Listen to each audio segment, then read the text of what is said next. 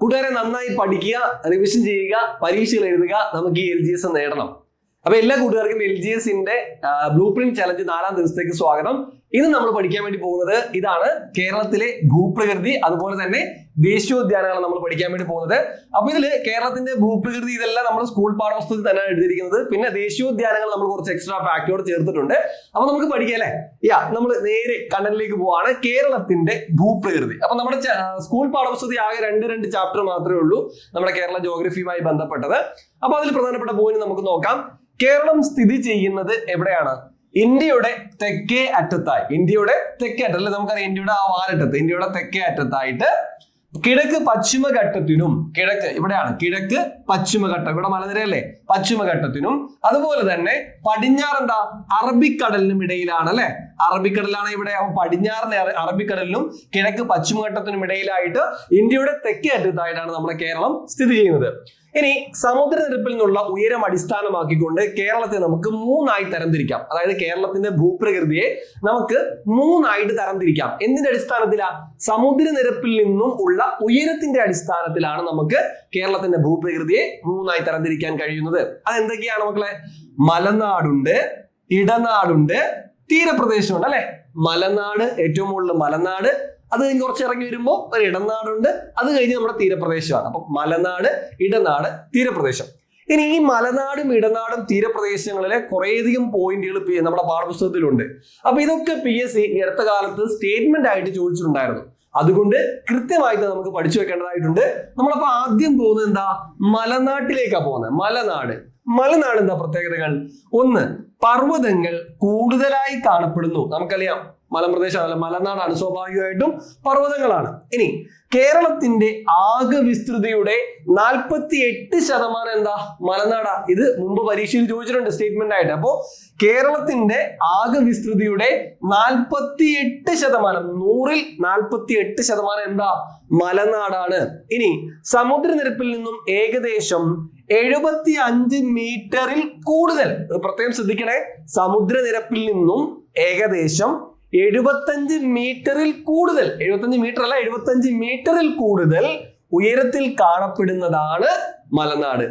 Clear ആണ്? ഇനി ശരാശരി ഉയരം 900 മീറ്റർ ആണ്. നമ്മുടെ മലനാടിന്റെ ശരാശരി ഉയരം 900 മീറ്റർ ആണ്. ഇനി നമ്മള് മലനാടിന്റെ ഭാഗമായി വരുന്ന മലനിരകളാണ് നമ്മുടെ പശ്ചിമഘട്ട മലനിരകൾ എന്ന് പറയുന്നത് അല്ലെ. പശ്ചിമഘട്ടം കേരളത്തിന്റെ ഏത് ഭാഗത്താണ് കിടക്കുന്ന പശ്ചിമഘട്ടം?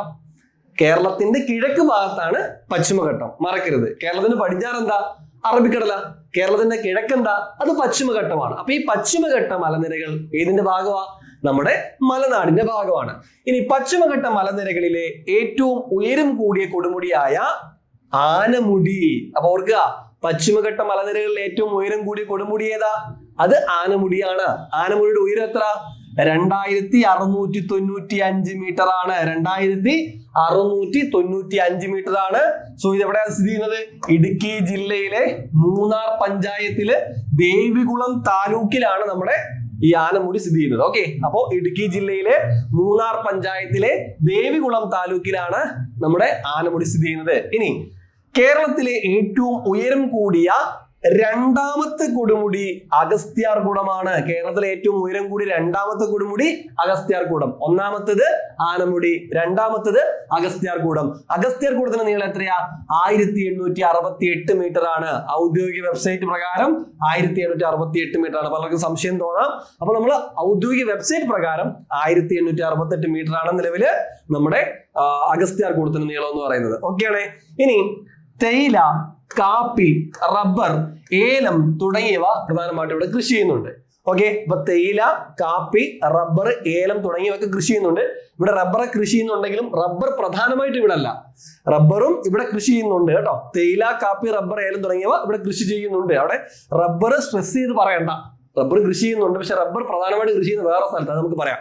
അപ്പൊ ഇതാണ് മലനാടിനെ കുറിച്ച് നമ്മൾ പഠിച്ചു വെക്കേണ്ട പോയിന്റുകൾ. ഇതിൽ പ്രത്യേകം പഠിച്ചു വെക്കേണ്ടത് ഉയരമാണ്, 75 മീറ്റർ മുകളിലാണ്. അത് പ്രത്യേകം ശ്രദ്ധിക്കുക കേട്ടോ. ഇനി അടുത്ത് നമ്മൾ വീണ്ടും പോവാം ഇടനാടിലേക്ക്. രണ്ടാമത്തത് ഇടനാടാണ്. അപ്പൊ നമ്മൾ മല ഇറങ്ങി വന്നു, മലനാട്ടിൽ നിന്ന് ഇറങ്ങി വന്നു, അടുത്ത് ഇടനാടാണ്. ഇടനാട് കേരളത്തിന്റെ ആകെ ഭൂവിസ്തൃതിയുടെ 42%. നമ്മൾ മലനാട് എത്ര പറഞ്ഞേ? ഓർമ്മയുണ്ടോ? മൈൻഡിൽ നിന്ന് പോയോ? ഇല്ലല്ലോ. 48 നമ്മള് മലനാട് പറഞ്ഞത്. ഏറ്റവും കൂടുതൽ മലനാടല്ലേ? രണ്ടാം സ്ഥാനത്ത് ഇടനാടാ. ഇടനാട് എത്ര? 42% ഇടനാട് വരുന്നത്. ഇനി സമുദ്രനിരപ്പിൽ നിന്നും 7.5 മീറ്റർ മുതൽ 75 മീറ്റർ വരെ ഉയരമുള്ള ഭൂപ്രദേശങ്ങളാണ് എന്തെന്ന് പറയുന്നത്? ഇടനാട് എന്ന് പറയുന്നത്. അപ്പൊ നമ്മൾ അവിടെ പറഞ്ഞ എത്ര? 75 മുതൽ എന്നല്ലേ പറഞ്ഞേ? എന്നാൽ ഇടനാടെന്ന് പറയുന്നത് 75 വരെയാണ്. എത്ര തൊട്ട്? 7.5 തൊട്ട് 75 വരെ ഉയരമുള്ള പ്രദേശമാണ് ഇടനാട് എന്ന് പറയുന്നത്. എവിടുന്ന? സമുദ്രനിരപ്പിൽ നിന്നും 7.5 മുതൽ 75 വരെ ഉള്ളത് ഇടനാടാണ്. ഇനി പ്രധാനമായും ലാറ്ററൈറ്റ് മണ്ണ് കാണപ്പെടുന്നത് എവിടെയാ?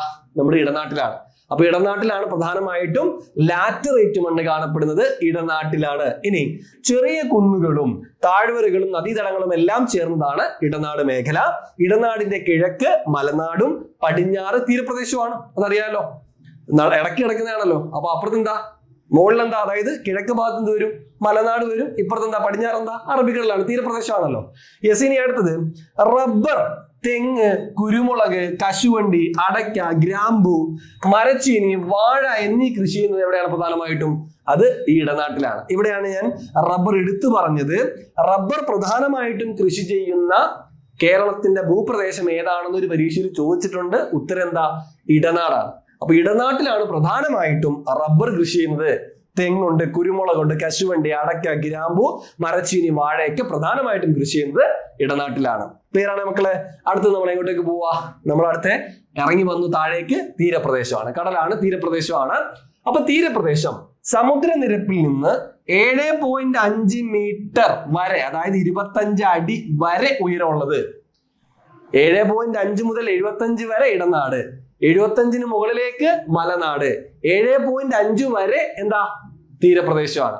ഇനി തീരപ്രദേശത്തിന്റെ ദൈർഘ്യം 580 കിലോമീറ്റർ ആണ്. ഇവിടെയും ചിലടത്ത് കൺഫ്യൂഷൻ ഒക്കെ വരാറുണ്ട് കേട്ടോ. 90 ആണോ 80 ആണെന്ന് പറഞ്ഞിട്ട്. പൊതുവെ 580 കിലോമീറ്റർ ആണ് തീരപ്രദേശത്തിന്റെ ദൈർഘ്യം.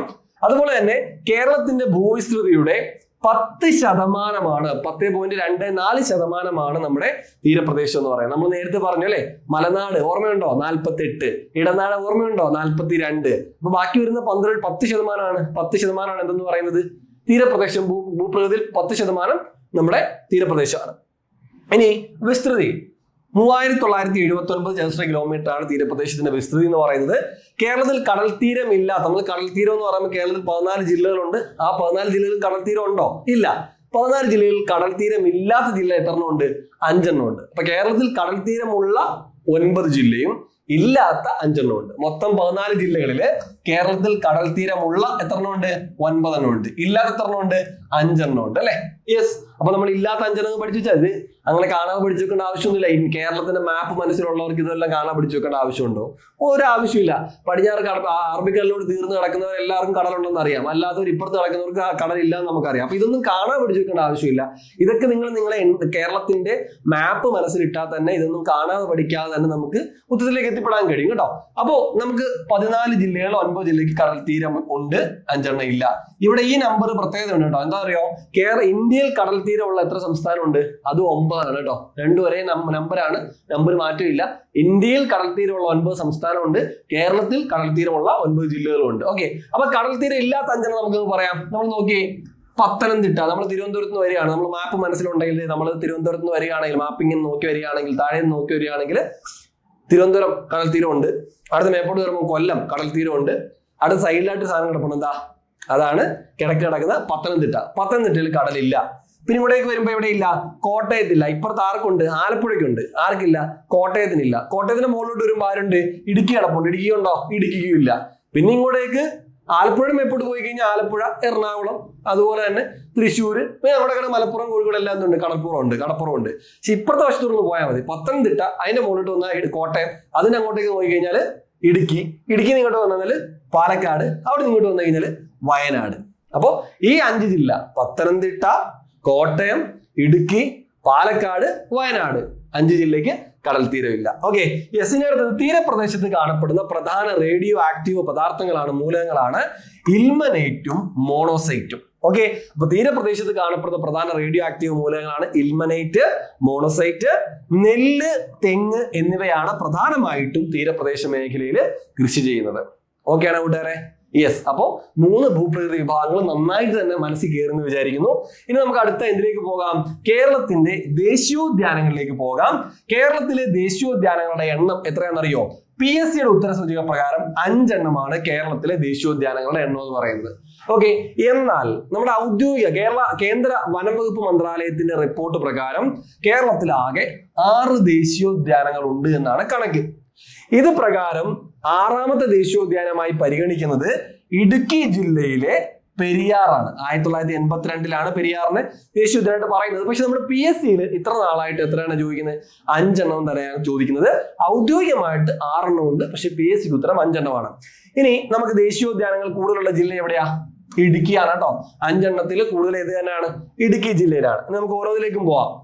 ദേശീയോദ്യാനങ്ങൾ ആദ്യം വന്ന ഇരവികുളം. നമ്മുടെ ദേശീയോദ്യാനങ്ങൾ ഇത്ര എണ്ണമാണ്: Eravikulam, silent valley, Anamudichola, Mathikettanchola, Pambadumchola. PSC പ്രകാരം 5 എണ്ണം. ഏതൊക്കെയാ? Eravikulam, silent valley, Anamudichola, Mathikettanchola, Pambadumchola. ഇതിൽ ഇരവികുളം ചോല 1978 വരുന്നത്. ജില്ല ഇടുക്കിയാണ്. അടുത്തത് സൈലന്റ് വാലിയാണ്. 1984 വരുന്നു, പാലക്കാട് ജില്ലയിലാണ്. ഇനി വരുന്ന ആനമുടിച്ചോലയാണ് 2003. ആനമുടിച്ചോല, മതികെട്ടാഞ്ചോല, പാമ്പാടുംചോല, 3 ചോലകൾ എന്ന 2003 അത് ഇടുക്കി ജില്ലയിലാണ്. അപ്പോ കേരളത്തിലെ 5 ദേശീയോദ്യാനങ്ങളിൽ 4 എണ്ണവും ഇടുക്കിയിലാണ്, 1 എണ്ണം പാലക്കാട് ജില്ലയിലാണ്. ക്ലിയർ ആയേ? ഇനി നമുക്ക് ഓരോന്നിലേക്ക് പോകാനോ? ആദ്യം തന്നെ ഇരവികുളം ദേശീയോദ്യാനം. പ്രധാന പോയിന്റുകൾ ഇവയാണ്. കേരളത്തിലെ ഏറ്റവും വലിയ ദേശീയോദ്യാനം ഏതാ? ഇരവികുളമാണ്. നമ്മൾ പെരിയാർ ഉൾപ്പെടുന്നില്ലെങ്കിൽ ഏറ്റവും വലുത് ഏതാണ്? നമ്മുടെ ഇരവികുളം ദേശീയോദ്യാനമാണ്. ഇനി കേരളത്തിലെ ആദ്യത്തേതും ഏറ്റവും ഉയരത്തിൽ സ്ഥിതി ചെയ്യുന്നതും ഇരവികുളം ദേശീയോദ്യാനമാണ്. കേരളത്തിൽ ആദ്യത്തേത് ഏറ്റവും ഉയരത്തിൽ സ്ഥിതി ചെയ്യുന്നത് ഇതൊക്കെ ഏതാ? ഇരവികുളം ദേശീയോദ്യാനമാണ്. ഇതിന്റെ വിസ്തൃതി 97 ചതുരശ്ര കിലോമീറ്റർ ആണ്. 1975 വന്യജീവി സങ്കേതമായി പ്രഖ്യാപിച്ചു. ദെൻ വരയാടുകളുടെ നീലഗിരി ട്രാഗസ് ഹൈലോക്രിസ് എന്ന് പറയുന്ന നമ്മുടെ വരയാടുകളുടെ സംരക്ഷണ കേന്ദ്രമാണ് നമ്മുടെ ഇരവികുളം ദേശീയോദ്യാനം എന്ന് പറയുന്നത്. ഇനി സ്ഥിതി ചെയ്യുന്ന താലൂക്ക് ദേവികുളവും പഞ്ചായത്ത് ഏതാ? മൂന്നാറുമാണ്. മാറിപ്പോരുത്. നമ്മുടെ ഇരവികുളം ദേശീയോദ്യാനം നിലകൊള്ളുന്ന സ്ഥിതി ചെയ്യുന്ന താലൂക്ക് ദേവികുളമാണ്, പക്ഷെ പഞ്ചായത്ത് ഏതാ? അത് മൂന്നാറാണ്. ഇനി അടുത്തത് ദക്ഷിണേന്ത്യയിലെ ഏറ്റവും വലിയ കൊടുമുടിയായ ആനമുടി സ്ഥിതി ചെയ്യുന്നതും രാജമല വിനോദസഞ്ചാര കേന്ദ്രം സ്ഥിതി ചെയ്യുന്നതും ഇവിടെയാണ്. എവിടെ? നമ്മുടെ ഇരവികുളത്താണ്. മറക്കണ്ട. അപ്പോ ആനമുടി അതുപോലെ രാജമല വിനോദസഞ്ചാര കേന്ദ്രം സ്ഥിതി ചെയ്യുന്നത് എവിടെയാ? ഇരവികുളത്താണ്. ഇനി മൂന്നാറിലെ രാജമലയിൽ സംരക്ഷിക്കപ്പെടുന്ന മൃഗമാണ് വരയാട് എന്ന് പറയുന്നത് കേട്ടോ. വരയാട്, നമ്മുടെ വരയാട് തമിഴ്നാടിന്റെ സംസ്ഥാന മൃഗം കൂടിയാണ് വരയാട് എന്ന പോയിന്റ് ഓർത്തിരിക്കുക. ചോദിച്ചിട്ടുണ്ട് പലതവണ. ഇനി കഴിഞ്ഞില്ല, ഇതിന്റെ നമ്മൾ അത് കഴിഞ്ഞു, ഇരവികുളം കഴിഞ്ഞു. രണ്ടാമത്തെ പ്രധാനപ്പെട്ടത് സൈലന്റ് വാലി ദേശീയോദ്യാനമാണ്. നമ്മൾ ബാക്കി 4 ഇടുക്കിയിലാണ്, 1 എണ്ണം മാത്രമേ പാലക്കാട് ജില്ലയിൽ വരുന്നുള്ളൂ. അപ്പൊ അതാണ് സൈലന്റ് വാലി. കേരളത്തിലെ നിത്യഹരിത വനവും ഏക കന്യാവനവുമാണ് സൈലന്റ് വാലി. കേരളത്തിലെ ഏക നിത്യഹരിത വനം എപ്പോഴും BSc ചോദിക്കാറുണ്ട്. അത് ഏതാണ്? സൈലന്റ് വാലിയാണ്. കേരളത്തിലെ 2ാമത്തെ ദേശീയോദ്യാനമാണ്. കൂടാതെ ഇടുക്കി ജില്ലയ്ക്ക് പുറത്തുള്ള ഏക ദേശീയോദ്യാനവും സൈലന്റ് വാലിയാണ്. കേരളത്തിലെ ഏറ്റവും വലിയ മഴക്കാട് എന്നറിയപ്പെടുന്നത് സൈലന്റ് വാലിയാണ്. കേരളത്തിലെ ഏറ്റവും വലിയ മഴക്കാട് സൈലന്റ് വാലിയാണ്. നിത്യഹരിത വനം അത് സൈലന്റ് വാലിയാണ്. ചീവീടുകളുടെ സാന്നിധ്യം ഇല്ലാത്തതാണ് സൈലന്റ് വാലിക്ക് ഈ പേര് ലഭിക്കാൻ കാരണം. ചീവീടുകളുടെ സാന്നിധ്യം ഇല്ല, അപ്പൊ അതുകൊണ്ട് അവിടെ സൈലന്റ് വാലി എന്ന പേര് വരാൻ കാരണമായി.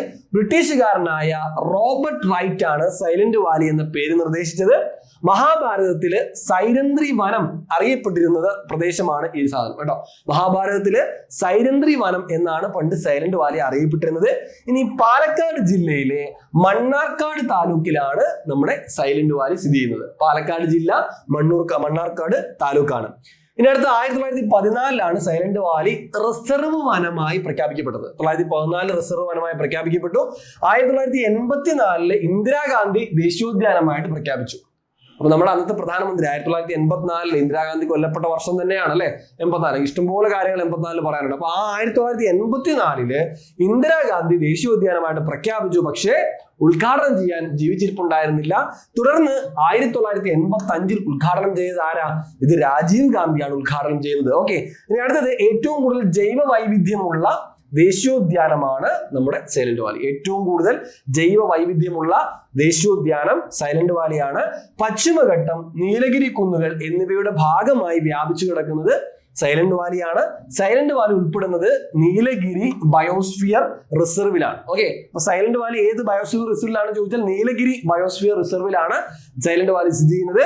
ഇതിനോട് ചേർന്ന് സ്ഥിതി ചെയ്യുന്ന തമിഴ്നാട്ടിലെ ദേശീയോദ്യാനമാണ് മുക്കുർത്തി ദേശീയോദ്യാനം. അപ്പൊ ചോദിക്കുകയാണ്, തമിഴ്നാട്ടിലെ മുക്കുർത്തി ദേശീയോദ്യാനത്തോട് ചേർന്ന് സ്ഥിതി ചെയ്യുന്ന കേരളത്തിലെ ദേശീയോദ്യാനം ഏതാന്ന് ചോദിച്ചാൽ ഉത്തരം ഏതാ? സൈലന്റ് വാലി ദേശീയോദ്യാനമാണ്. മറക്കരുത്. കഴിഞ്ഞില്ല, ഇനിയും പോയിന്റ് ഉണ്ട്. സൈലന്റ് വാലി വംശനാശ ഭീഷണി നേരിടുന്ന സിംഹവാലൻ കുരങ്ങുകൾ മക്കാക്കാസ് സൈലൻസസ് എന്ന് പറയും. അപ്പോ സിലനസ് എന്ന് പറയും. അപ്പൊ ഈ വംശനാശ ഭീഷണി നേരിടുന്ന സിംഹവാലൻ കുരങ്ങുകൾ കാണപ്പെടുന്നത് എവിടെയാ? അത് സൈലന്റ് വാലിയിലാണ്. അതുപോലെ യുനെസ്കോയുടെ ലോക പൈതൃക പട്ടികയിൽ ഉൾപ്പെടുത്തിയ ദേശീയോദ്യാനമാണ് സൈലന്റ് വാലി ദേശീയോദ്യാനം. കഴിഞ്ഞില്ല, സൈലന്റ് വാലിയിൽ കണ്ടുവരുന്ന ഗോത്ര വിഭാഗങ്ങളാണ് ഇരുളറുണ്ട്, മുടുകറുണ്ട് എന്നിവയൊക്കെ കേട്ടോ. ഇരുളർ, മുടുകർ ഒക്കെ തന്നെ സൈലന്റ് വാലിയിൽ കണ്ടുവരുന്ന ഗോത്ര വിഭാഗങ്ങളാണ്. ഇനി ഇവിടെ കണ്ടുവരുന്ന പ്രധാന പക്ഷികളാണ് ഗ്രേ ഹെഡഡ്, അതുപോലെ തന്നെ ഹെഡഡ് ബുൾബുൾ കേട്ടോ. ഗ്രേറ്റ് ഹെഡഡ് ബുൾബുൾ എന്ന് പറയുന്ന പക്ഷി പ്രധാനമായിട്ടും സൈലന്റ് വാലിയിൽ കണ്ടുവരുന്ന ഒരു തരം പക്ഷികളാണ്. ഇനി സൈലന്റ് വാലിയിൽ കൂടി ഒഴുകുന്ന പുഴയാണ്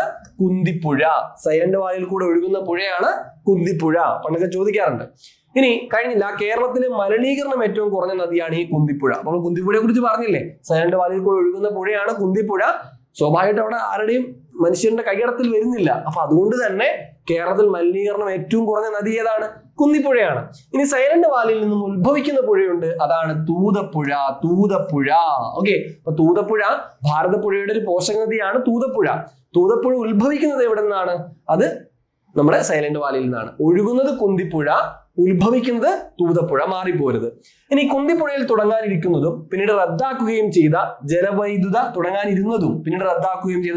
പദ്ധതിയാണ് പാത്രക്കടവ് പദ്ധതി എന്ന് പറയുന്നത് കേട്ടോ. യെസ്, അപ്പോൾ നമ്മൾ കുന്തിപ്പുഴയിൽ തുടങ്ങാനിരുന്നതാണ്, പിന്നീട് റദ്ദാക്കിയതാണ് പാത്രക്കടവ് പദ്ധതി. ഇനി ബഫർ സോൺ ആയിട്ട് നമ്മുടെ സൈലന്റ് വാലിയെ പ്രഖ്യാപിച്ചത് 2007 അതുപോലെ തന്നെ സൈലന്റ് വാലി ഇന്ത്യൻ തപാൽ സ്റ്റാമ്പിൽ പ്രത്യക്ഷപ്പെട്ടിട്ടുണ്ട്, അത് 2009 തപാൽ സ്റ്റാമ്പില് ചിത്രമായിട്ട് സൈലന്റ് വാലി വന്നത് 2009 2007 ഇതിനെ ബഫർ സോണായി പ്രഖ്യാപിക്കുന്നത്. കഴിഞ്ഞു, ഇത്രയേ ഉള്ളൂ. ഇനി അടുത്ത മൂന്നാമത്തത് ആനമുടിച്ചോല. ആനമുടിച്ചോലയുടെ വിസ്തൃതി 7.5 ചതുരശ്ര കിലോമീറ്റർ ആണ്. നിലവിൽ വന്ന വർഷം 2003. സ്ഥിതി ചെയ്യുന്ന ജില്ല ഇടുക്കിയാണ്.